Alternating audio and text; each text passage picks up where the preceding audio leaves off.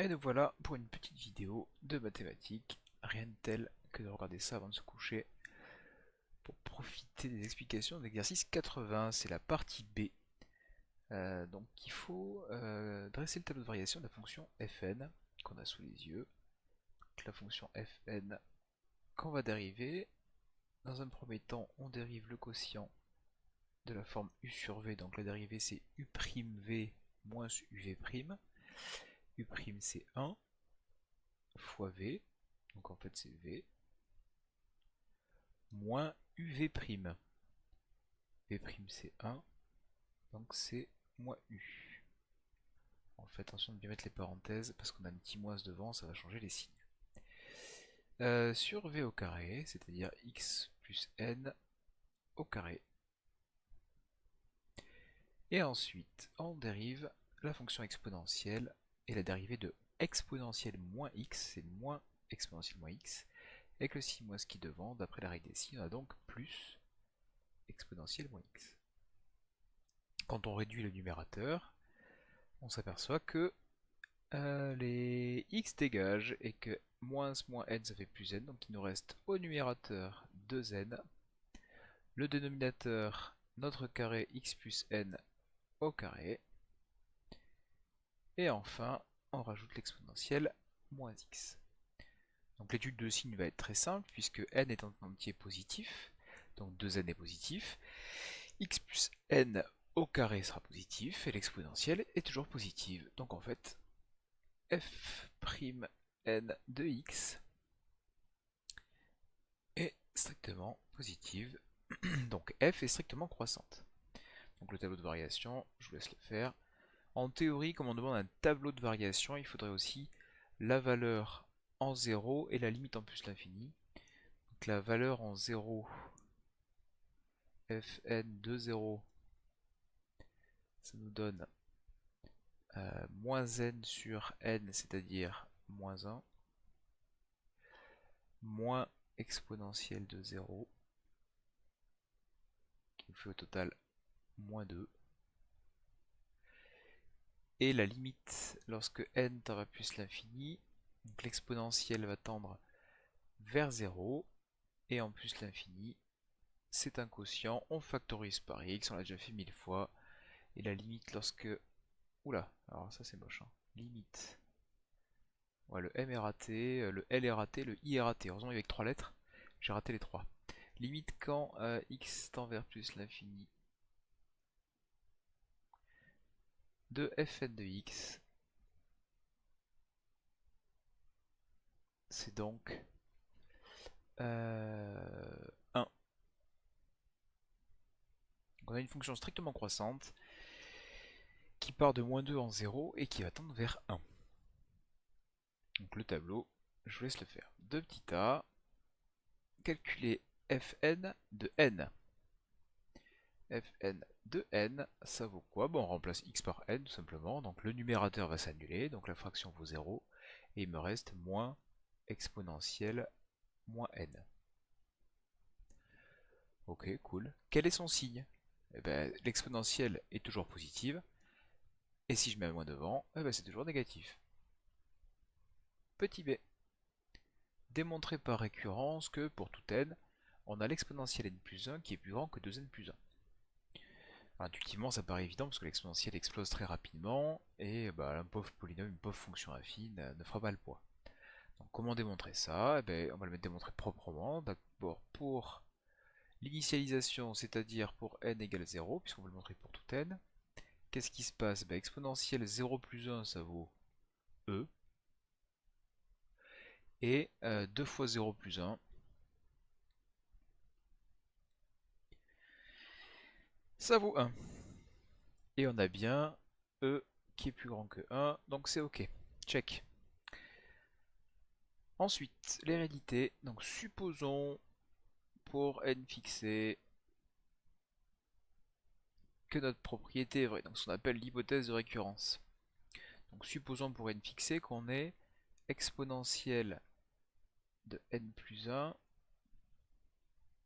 qui soit plus grand que 2n plus 1.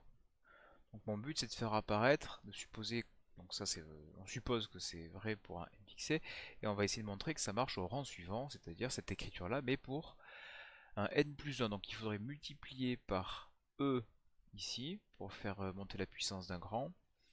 Et ici, il faudrait rajouter 2.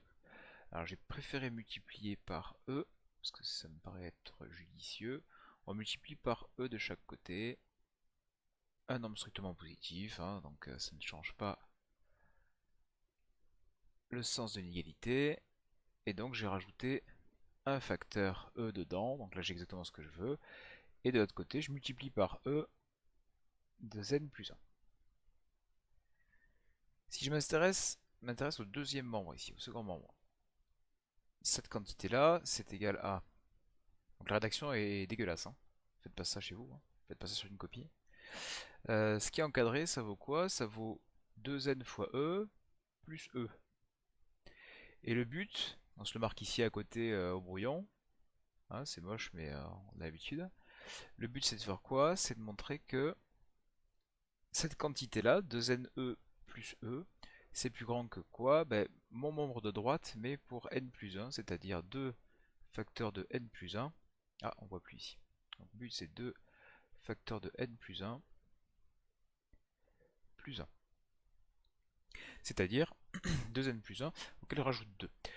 Alors comment est-ce qu'on fait ça? Ben, on va essayer de le faire à la hache en fait, hein. On va se servir de une valeur approchée de e, on va dire que e est plus grand que 2. Ce qui est vrai, hein, E c'est environ 2,718 je crois. Donc c'est plus grand que 2 strictement. Donc on va minorer grossièrement cette valeur. Donc trouver quelque chose de plus petit que cette valeur de manière un peu grossière en se servant de E qui est plus grand que 2. 2n fois E plus E, ce sera donc plus grand strictement que 2n fois 2 plus 2. C'est-à-dire plus grand que 2n plus 2n plus 2. C'est-à-dire, bah, ici je peux majorer donc 2n, 2 fois n, je peux dire que c'est plus grand que 2, pourquoi? Bah, parce que pour n égale 0, on a déjà vérifié ce qu'il fallait, et donc on prend un n fixé, plus grand que 0, n'importe quoi, mais dès que je prends n égale 1, le 2n ici, il va dépasser 2. Donc ça c'est plus grand que 2n plus 2, et plus 2. Bon, même le gicler, celui-là, il a remplacé, enfin, dire que c'est plus grand, 2 est plus grand que 1, donc je peux encore minorer. Donc là, on n'arrête pas de minorer à la hache, hein.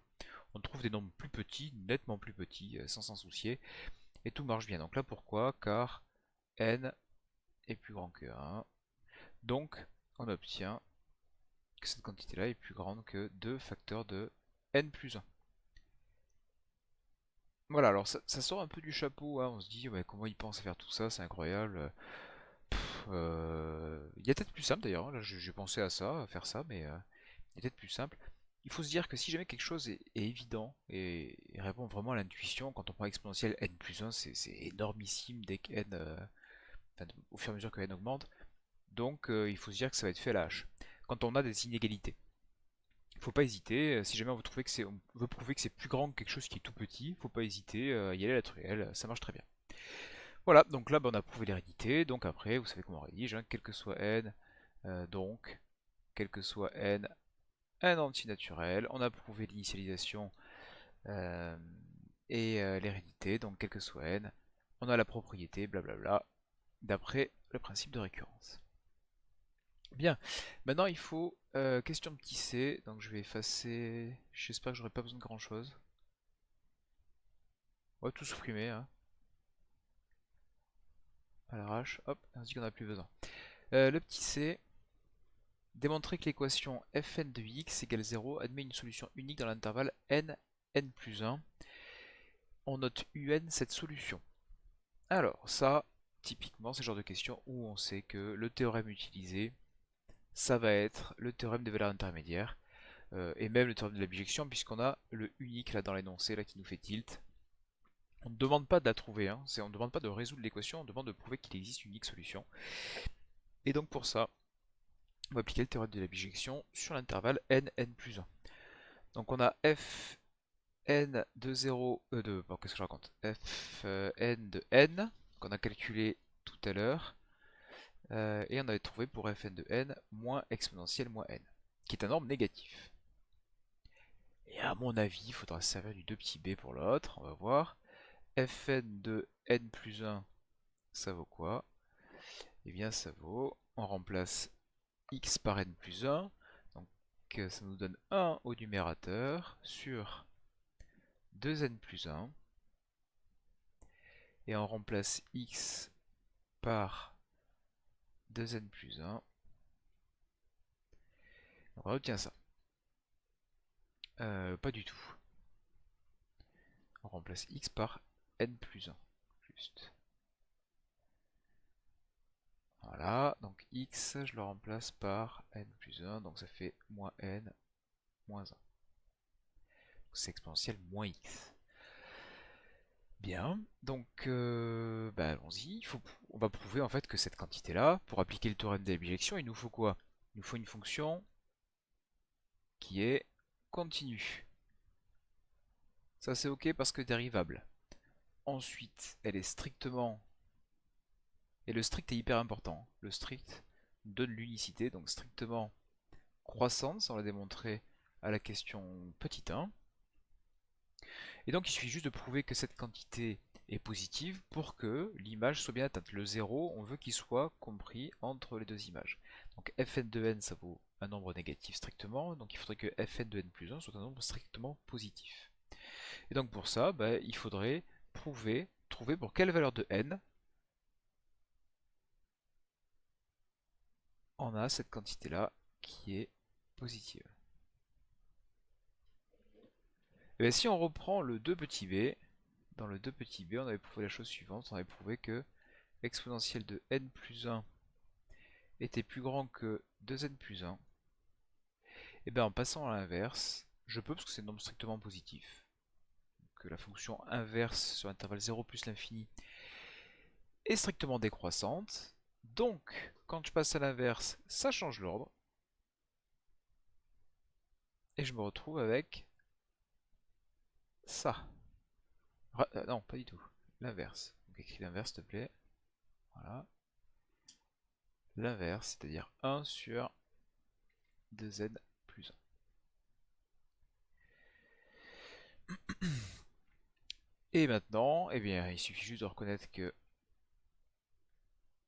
1 sur exponentielle plus 1, c'est égal à exponentielle moins n moins 1. Et cette propriété-là, c'est la suivante, c'est que exponentielle moins x est égal à 1 sur exponentielle x. Donc, on se retrouve avec exponentielle moins n moins 1 plus petit que 1 sur 2n plus 1, c'est-à-dire 1 sur 2n plus 1 moins exponentielle moins n moins 1, strictement positif. C'est-à-dire fn de n plus 1 qui est strictement positif. Voilà, on applique le théorème d'objection, blablabla, unique solution sur l'intervalle souhaité.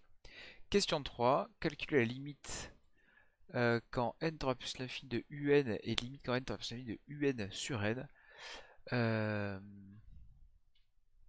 Ah, un c'est la solution, d'accord, d'accord. Donc un c'est la solution et elle vit dans l'intervalle n, n plus 1. Donc lorsque n tend à plus l'infini, et bien la solution un va tendre vers l'intervalle qui tend vers l'infini. Donc la limite quand n tend vers plus l'infini de un va être égal à plus l'infini. Pourquoi? Par théorème de comparaison. Parce qu'on a un qui sera toujours plus grande que n. Et quand n tend à plus l'infini, ça va contraindre un à tendre vers plus l'infini. Donc ça, c'est par comparaison. Et la limite quand n tend à plus l'infini de un sur n, ça c'est un magnifique théorème d'encadrement. On a un qui est compris entre n et n plus 1.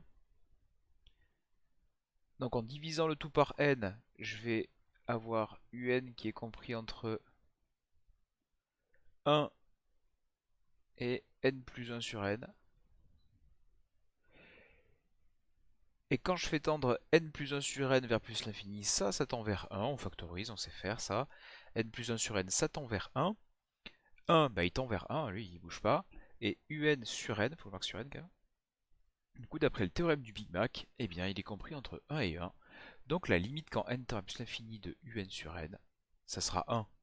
Ça, paf, ça tend vers 1. D'après le théorème d'encadrement, évidemment, c'est pas le Big Mac, hein. Jamais ça. Voilà, eh bien, profitez bien et à bientôt.